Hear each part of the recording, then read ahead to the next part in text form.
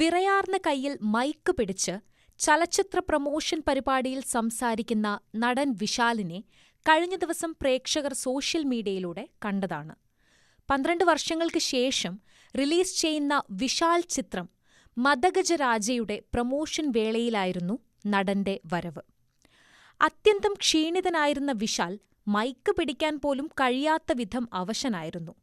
ഒടുവിൽ മറ്റൊരു കൈകൊണ്ടുകൂടി മൈക്ക് താങ്ങി നിർത്തിയാണ് വിശാൽ സംസാരിച്ചത്. ഇതിനിടെ വാക്കുകൾ ഇടർന്നുമുണ്ടായിരുന്നു. ഇതാണ് വിശാൽ ആ വേദിയിൽ നടത്തിയ പ്രസംഗം. വന്നിരിக்கிற அனைவருக்கும் மாலை வணக்கம். முக்கியமாக press, social media, television channels, என்னோட டார்லிங் குஷ்பு, என்னோட இன்னொரு டார்லிங் விஜய் ஆண்டனி, சுந்தர் சார், எல்லோருக்கும் வணக்கம்.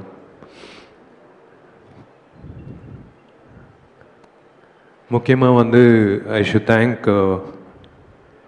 சார் சொன்ன மாதிரி ஜெமினி ஸ்டுடியோஸ் திரும்ப வரணும் இன் ஃபுல் ஃப்ளெஜ்.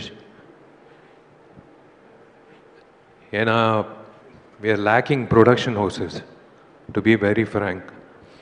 உங்களை மாதிரி ஃபுல் ஃப்ளெஜ்டாக ஒரு டைரக்டருக்கு அந்த க்ரியேட்டிவ் ப்ரெசன்ஸ் கொடுக்கறது is something great. Hi DD. Hi sir, நீங்கள் பேசுங்க. அந்த சோஃபாக்கு வேறு ரீசன் இல்லை, நீங்கள் வாடகை பேசுங்க. சாரி டிஸ்டர்ப் பண்ணியிருந்தா. ஒரு இன்சிடெண்ட் சொல்கிறேன்.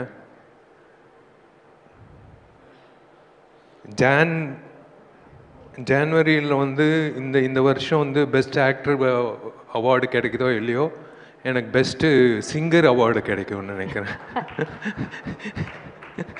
Thanks to Vijay Antony. ஏன்னா ஒரு காமெடி நடந்தது. இவங்க ரெண்டு பேர் சுந்தர் சாரும் விஜய் ஆண்டனி உள்ளே பேசிகிட்டு இருந்தாங்க.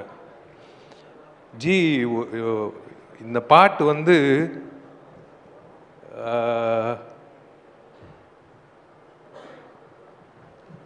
ஒரு சிங்கர் பாடணும், அந்த சிங்கர் வித்தியாசமாக இருக்கணும், ஆனால் இனிமேல் பாடவே கூடாது வாழ்க்கையில் அப்படின்னு சொல்லும் போது நான் டோர் ஓப்பன் பண்ணி பாருறேன், இவர் தான் பாடுறாரு அப்படின்னு சொன்னாங்க.